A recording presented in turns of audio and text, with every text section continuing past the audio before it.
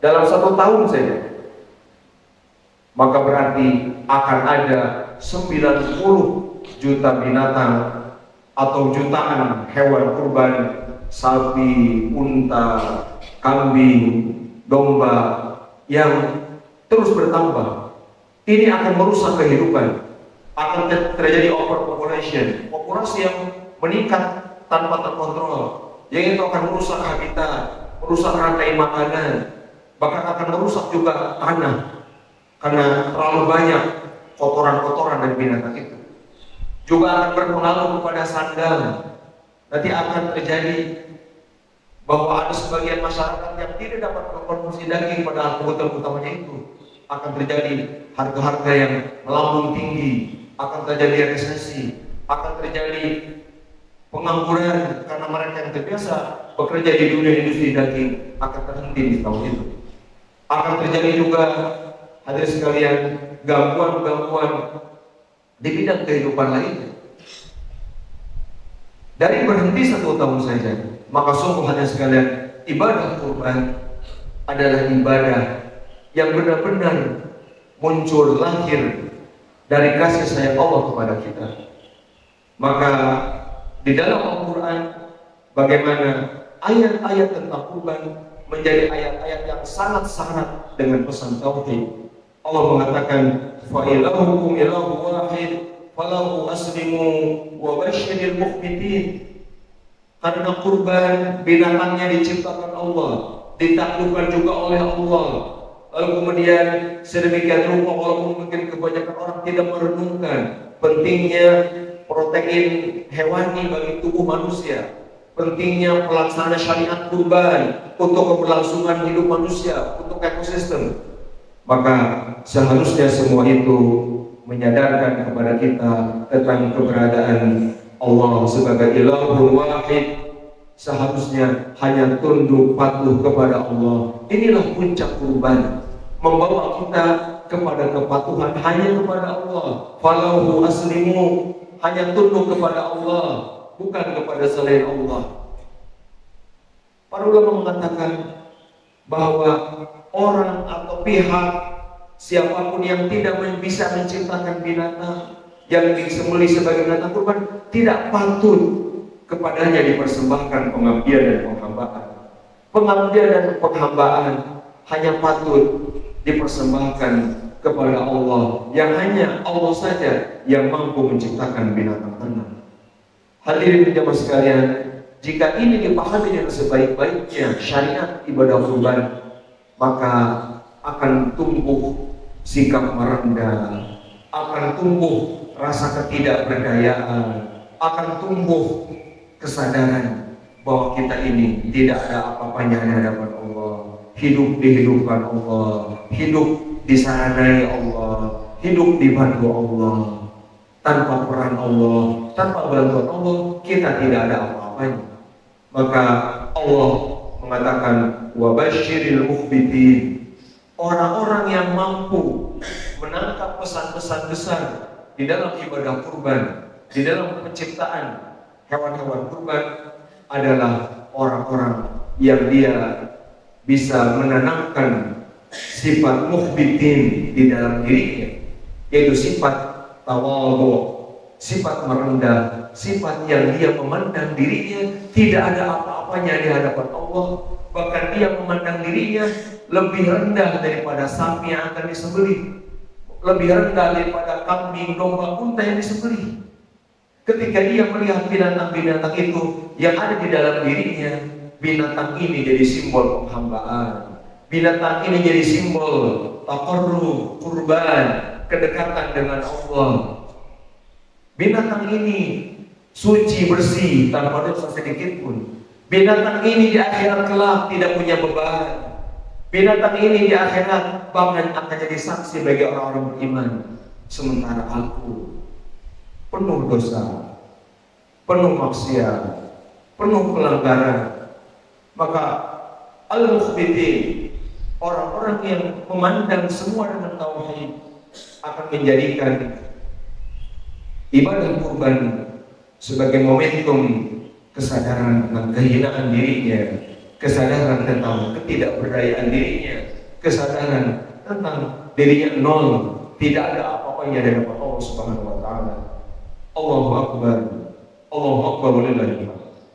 Hadirin sekalian, al-mukhbitin sebagai pesan besar dari ibadah kurban, sebagai karakter yang dibangun dari ibadah kurban oleh Allah diperinci sifat-sifatnya.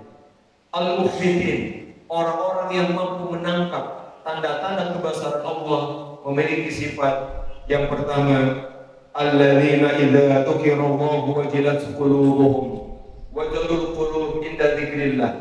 Mereka akan bergetar hatinya ketika nama Allah disebutkan.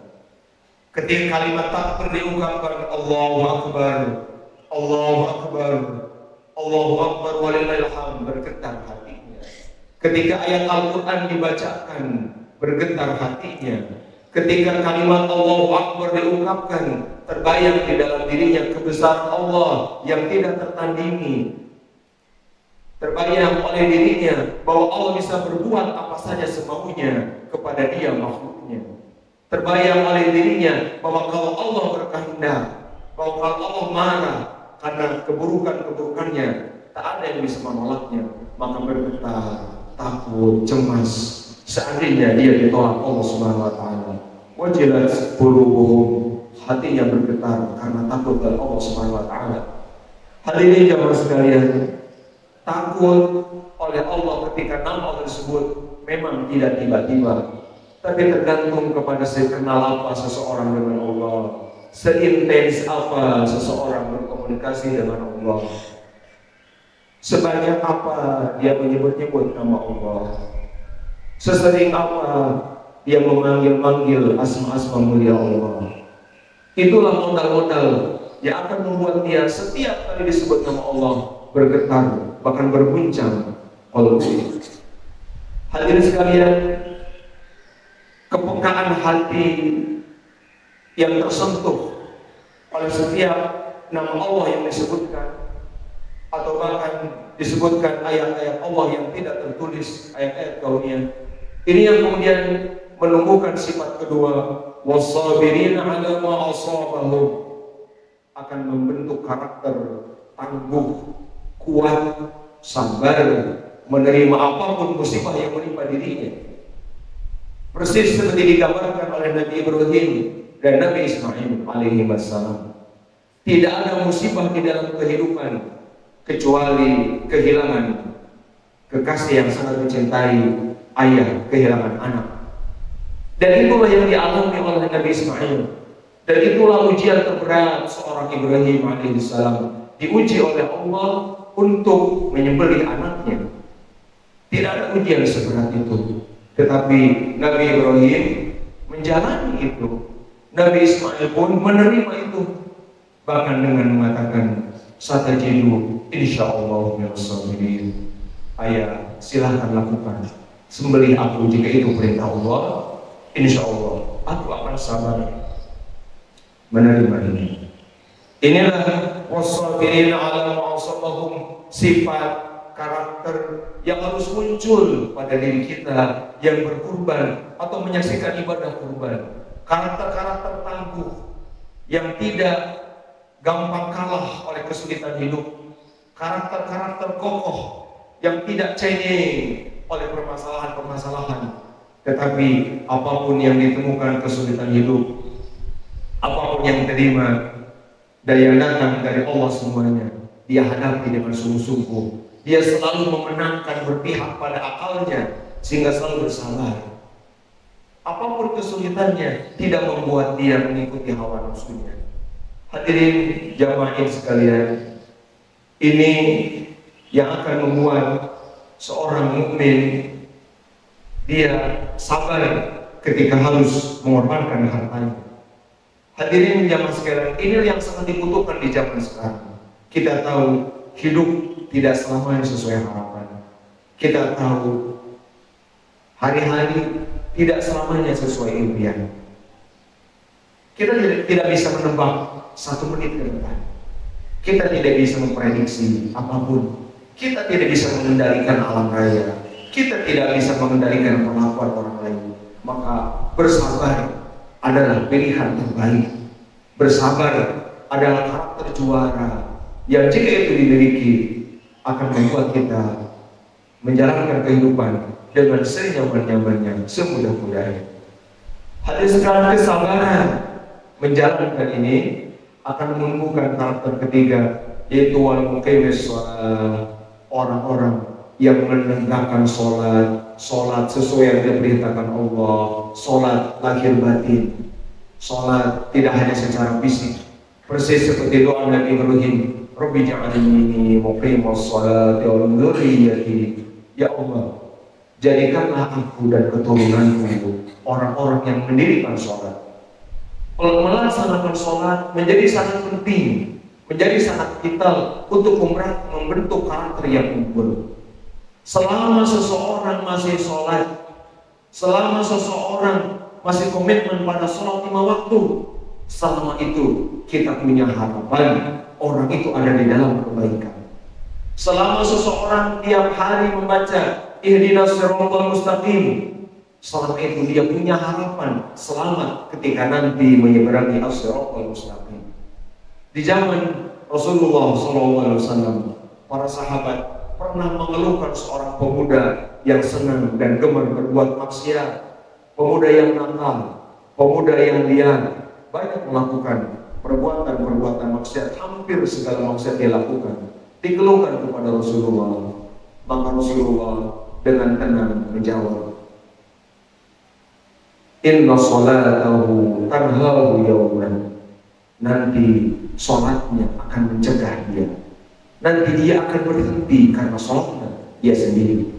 Maka hadirin sekalian, pastikan diri kita, keluarga kita komitmen pada sholat 5 waktu. Jangan pernah mentolerir pengabaian sholat 5 waktu. Maka di dalam Islam satu-satunya kewajiban yang wajib diperintahkan kepada orang yang belum wajib melakukannya adalah sholat 5 waktu. Anak 7 tahun yang belum balik, dia belum wajib sholat. Jika dia tidak sholat, dia tidak berdosa. Tetapi jika walinya, jika bapaknya tidak menyuruh anak 7 tahun untuk sholat, maka bapaknya berdosa.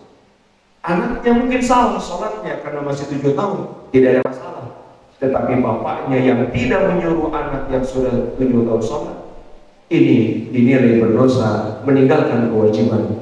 Begitulah gambaran pentingnya sholat, yang harusnya ini juga menjadi karakter sebagai bagian dari tadi mengingat nama Allah, bersyukur atas segala kebaikan-kebaikan Allah, dan tidak ada syukur terbaik melebihi sholat yang disitu melibatkan seluruh anggota badan kita menghadap Allah Subhanahu wa Ta'ala. Lalu hadirin sekalian, karakter keempat, sifat keempat adalah wa mimma razaqnahum yunfiqun. Orang yang mampu membaca kebesaran Allah dalam penciptaan binatang ternak, syariat kurban, dia akan siap menyedekahkan, mengeluarkan hartanya, yang itu pun dari Allah.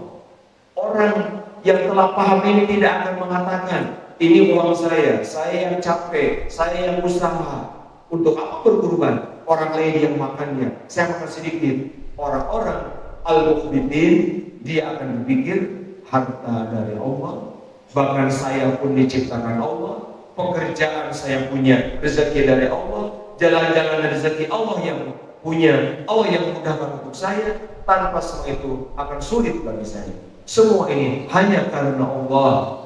Maka orang-orang yang punya karakter mukhbitin, dia akan dengan mudah mengeluarkan hartanya. Dia tidak ragu untuk mengeluarkan uang membeli hewan kurban. Dia tidak akan ragu menyantuni bersedekah. Dia akan benar-benar menjadikan hartanya menjadi jalan akhirat. Setiap kali dia ingin mengeluarkan harta, dia akan bertanya, apa nilai akhirat dari pengeluaranku itu? Apa nilai akhirat dari uang di tabungan ini? Apa nilai akhirat dari rumah yang besar ini? Apa nilai akhirat dari kendaraan yang bagus ini? Apa nilai akhirat dari popularitas yang besar ini? Selalu bertanya, apa nilai akhirat? Apa nilai akhiratnya? Itu yang membuat dia infak Karena di antara yang memastikan harta, kekayaan bernilai akhirat adalah infak, mengeluarkannya untuk kebaikan. Maka orang-orang yang seperti ini, dia mungkin kaya raya, tetapi kekayaannya akan membuat dia pun kaya raya dengan pahala. Bukan sebaliknya, kekayaannya akan memperberat hisab dia, akan memperberat sakaratul maut dia, akan memperberat dia kelak di hadapan Allah Subhanahu wa taala dengan pertanyaan yang beragam, dengan pertanyaan yang bertubi-tubi. Hadis sekalian, inilah yang membuat para nabi, walaupun para nabi kaya, Rasulullah sangat kaya, Nabi Sulaiman sangat mudah dipahami kekayaannya, tetapi kata Rasulullah, tidak ada satu nabi pun kecuali wafat dalam keadaan miskin. Nabi punya harta, semua nabi kaya, tetapi sebelum wafatnya hartanya sudah habis, dibagi-bagikan. Tidak ada satu nabi pun yang wafat dalam keadaan masih punya 1 dinar, 1 dirham. Allahu Akbar. Walillahilhamd. Hadirin sekalian, ibadah kurban adalah ibadah yang menyadarkan kita bahwa Allah tidak butuh materi, Allah tidak butuh harta benda. Tentang kurban, Allah tidak butuh daging, Allah tidak butuh darah kurban. Maka syariat kurban adalah syariat yang membantah keyakinan, membantah anggapan salah, dikiranya kaum muslimin mempersembahkan daging dan darah untuk Allah. Tidak, itu bukan ajaran Islam. Itu adalah tradisi jahiliyah. Di zaman jahiliyah dulu, kalau menyembelih binatang, maka mereka hadapkan ke Ka'bah, mereka oles-oleskan darahnya ke dinding Ka'bah dengan anggapan darah ini persembahan untuk Allah. Jika kembali ke belakang, di zaman di Yunani, di mana mereka memiliki keyakinan Tuhan dewa yang banyak, politeisme, kemusyrikan, maka mereka mempersembahkan dengan dagingnya. Maka daging dibuang, daging disimpan di gunung, daging dibuang ke lautan, dengan maksud mempersembahkan kepada sesuatu yang diyakini sebagai Tuhan. Maka syariat kurban meluruskan itu. Syariat kurban mengajarkan bahwa di dalam Islam apapun penyembelihan atau iraqatud dam, apapun ibadah dengan cara menyembelih binatang, apakah kurban atau hadiyu atau yang lain selain kurban, itu bukan persembahan daging dan darah. Dengan tegas Allah mengatakan, la yanalallahu luhumuha wala dima'uha. Darah dan dagingnya tidak akan sampai kepada Allah. Walati yanaluhu taqwa minkum. Yang sampai kepada Allah tiada adalah ketakwaannya, tunduknya, patuhnya, pengorbanannya, kerelaannya. Daging lebih banyak dimakan oleh orang lain, itulah yang akan sampai kepada Allah. Adapun dagingnya itu dibagi-bagikan, Allah tidak butuh itu. Maka hadirin sekalian, syariat ini mengajarkan persis seperti diajarkan oleh Nabi, bahwa innallaha la yanzuru ila jasadikum wala ila suwarikum walakin yanzuru ila qulubikum. Allah tidak melihat fisik badan tubuh kalian, Allah tidak melihat bentuk rupa kalian, tetapi Allah melihat hati kalian. Allah tidak melihat seberapa ton atau kintal sapinya, Allah tidak melihat berapa belas atau puluh kilo daging dombanya, Allah tidak melihat berapa juta membeli sapi unta atau dombanya, tidak. Allah tidak melihat seberapa capek membawanya, Allah tidak melihat seberapa susah menaklukkannya, tidak. Allah melihat setulus apa melakukannya. Jika sekarang yang hadir ke tempat ini, Allah tidak melihat sesulit apa dia menahan kantuk dari subuh dari malam, sejauh apa perjalanan dia ke masjid ini, tidak. Allah tidak melihat itu. Bagi para santri, Allah tidak melihat sejauh mana jarak kalian ke tempat ini. Allah tidak melihat sesedikit apa kalian makan di sini, tidak. Allah tidak melihat sesakit apa, sesulit apa kalian menjalani kesulitan sebagai hidup santri di pesantren ini, tidak. Allah hanya melihat hati. Kalau hati sudah dilihat dan Allah temukan ada ketakwaan, dan Allah temukan ada ketulusan, dan Allah temukan ada hubungan dengan Allah, barulah yang lain-lain bernilai. Barulah beratnya sapi jadi bernilai. Maka hadirin sekalian, orang yang berkurban dengan sapi yang ratusan juta, berkintal-kintal beratnya, akan kalah nilainya di hadapan Allah pada seorang bersahaja yang dia hanya bisa memberi kambing paling murah, tetapi dengan ketakwaan yang mewah, dialah yang paling punya nilai di hadapan Allah. Seorang santri yang mungkin paling tidak populer, seorang santri yang mungkin paling sederhana pakaiannya, paling sederhana penampilannya, tetapi paling mewah ketakwaan dan kesabarannya. Itulah yang Allah nilai. Maka hadirin sekalian, ibadah kurban mengajarkan kepada kita jangan terjebak dengan lahiriah, jangan terjebak dengan materi, jangan terjebak dengan formalitas, jangan gampang silau oleh dunia, jangan gampang silau oleh popularitas, jangan gampang menyimpulkan oh itu baik karena penampakan lahiriah. Jangan gampang silau oleh baju yang mahal. Jangan gampang silau oleh aksesoris yang jutaan. Tidak, Allah tidak menilai itu. Allah menilai sesuatu yang gaib dari kita, hati kita. Hadirin sekalian, Al-Imam Al-Qurtubi ketika mensyarah hadis ini beliau mengatakan, maka kita tidak bisa memastikan orang yang beramal soleh sebagai orang baik, tidak, karena bisa jadi di hatinya ada sifat buruk yang membuat amal solehnya Allah tolak. Begitupun kita tidak bisa begitu saja menghinakan pelaku maksiat, pelaku dosa, tidak bisa, karena itu lahiriah, itu zahir, ya zahirnya maksiat, iya zahirnya taat. Bagaimana kalau hatinya kotor? Iya zahirnya maksiat, tapi bagaimana kalau dia tanpa kita tahu, yang itu memang gaib hati orang, punya sifat baik, yang dengan sifat baik itu Allah mengampuni maksiatnya. Hadirin sekalian, hadis ini, ibadah kurban ini mengajarkan kita untuk selalu punya prasangka baik pada orang dan sebaliknya curiga pada diri kita sendiri. Hadirin sekalian, amal-amal soleh itu hanya ciri-ciri yang dugaan saja, bukan ciri-ciri yang pasti. Maka Islam tidak mengajarkan kita untuk bersikap gulu, mengkultuskan orang yang soleh sekalipun, tidak.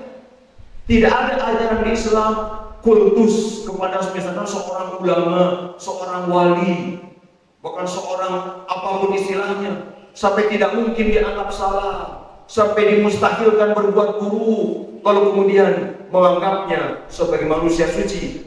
Kalau paham hadis ini, kita tidak akan begitu. Hormat ya hormat sesuai ajaran Nabi, tetapi tetap ada kendali. Hadirin sekalian, maka kalaupun kita melihat orang lain dalam keadaan buruk secara syariat, kita hanya membenci perilakunya, kita tidak membenci orangnya. Kita hanya benci ketika perilaku buruknya ada. Adapun ketika perilaku buruknya tidak ada di hadapan kita, apa alasan kita membenci? Hadirin jamaah sekalian, inilah pesan-pesan yang seandainya kita paham pesan ini, meskipun kita tidak berkurban, bisa-bisa Anda semua punya nilai lebih besar daripada orang yang berkurban. Ada sebuah kalimat hikmah yang menarik. Man lam yastati' ayyataqarraba ila Allahi bidhabhi udhiyatin wal yataqarrab ilaihi bidhabhi bahimiyatin. Barang siapa yang tidak bisa ibadah kepada Allah dengan menyembelih binatang kurban, ibadahlah, mendekatlah kepada Allah dengan menyembelih sifat-sifat binatang di dalam diri. Hadirin jamaah sekalian, boleh jadi menyembelih binatang kurban tidak wajib kepada kita karena tidak mampu, dan memang menurut jumhur tidak wajib, tetapi menyembelih sifat-sifat binatang dalam hati kita sifat rakus, sifat iri, sifat ingin menang sendiri, sifat sombong, sifat membenci, itu fardu ain untuk kita hilangkan. Allahu Akbar, Allahu Akbar walillahil hamd. Qala ta'ala la yanalu Allaha luhumuha wa la dima'uha walakin yanaluhu taqwa minkum kadzalika sakhkharaha lakum litukabbirullaha 'ala ma hadakum wa basyiril muhsinin. Barakallahu li wa lakum bima fihi minal ayati wa dzikril hakim wa taqabbala minni wa minkum tilawatahu innahu huwas samiul 'alim.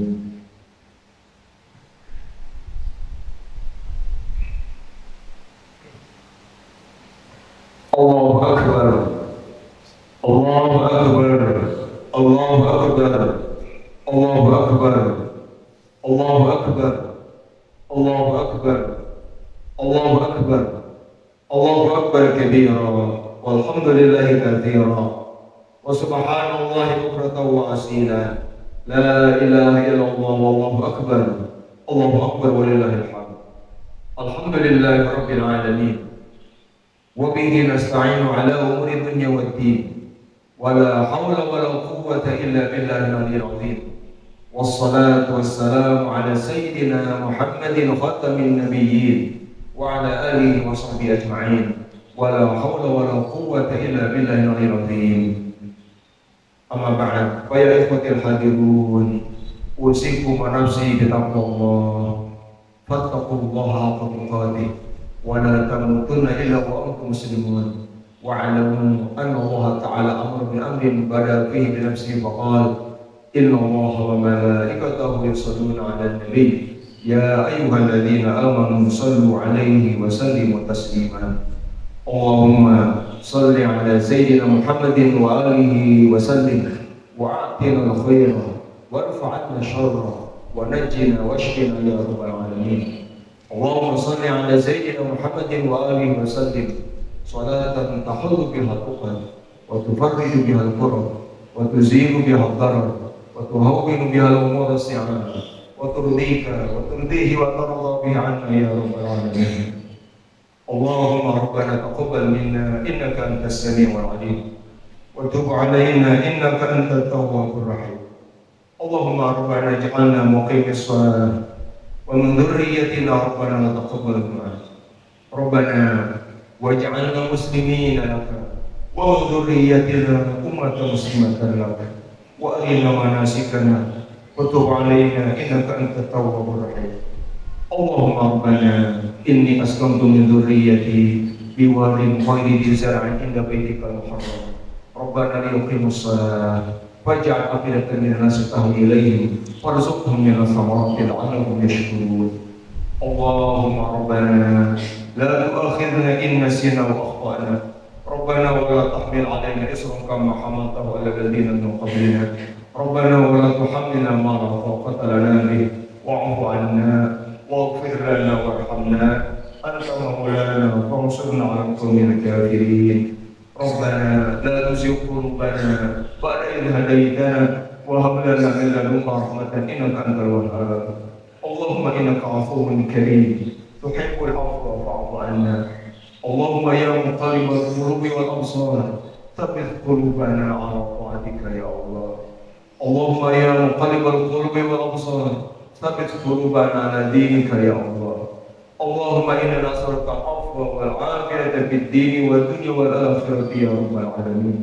اللهم إنا نسألك رضاك والجنة ونعوذ بك من سخطك والنار. اللهم أعنا على ذكرك وشكرك وحسن عبادتك. اللهم أعنا على ذكرك وشكرك وحسن عبادتك يا الله. اللهم أعنا على ذكرك وشكرك وحسن عبادتك يا الله. ربنا أوزعنا أن نشكر نعمتك التي أنعمت علينا وعلى والدينا وأن نعمل صالحا ترضاه وأصلح لنا بذرياتنا وأصلح لنا بذرياتنا وأصلح لنا بذرياتنا إنا تبنا إليك وإنا من المسلمين. اللهم اجعلنا وإياهم في حفظك وعيالك وعبادك وعيالك وجوارك وأمنك وأمانتك وحزبك وحجك وسترك وربك من كل شيطان وسلطان وإنس وجان وبغي وحسد وسقي وحيك وأقرب ومن شر كل دابة أنت أخذ بناصيرها إلى ربع صراط المستقيم. اللهم ربنا آتنا في الدنيا حسنة وفي الآخرة حسنة وقنا عذاب النار وأدخلنا الجنة مع الأبرار يا عزيز يا غفار يا رب العالمين. عباد الله إن الله يأمر بالعدل والإحسان وإيتاء ذي القربى وينهى عن الفحشاء والمنكر والبغي يعظكم لعلكم تذكرون واذكروا الله يذكركم ولذكر الله أكبر. السلام عليكم ورحمة الله وبركاته.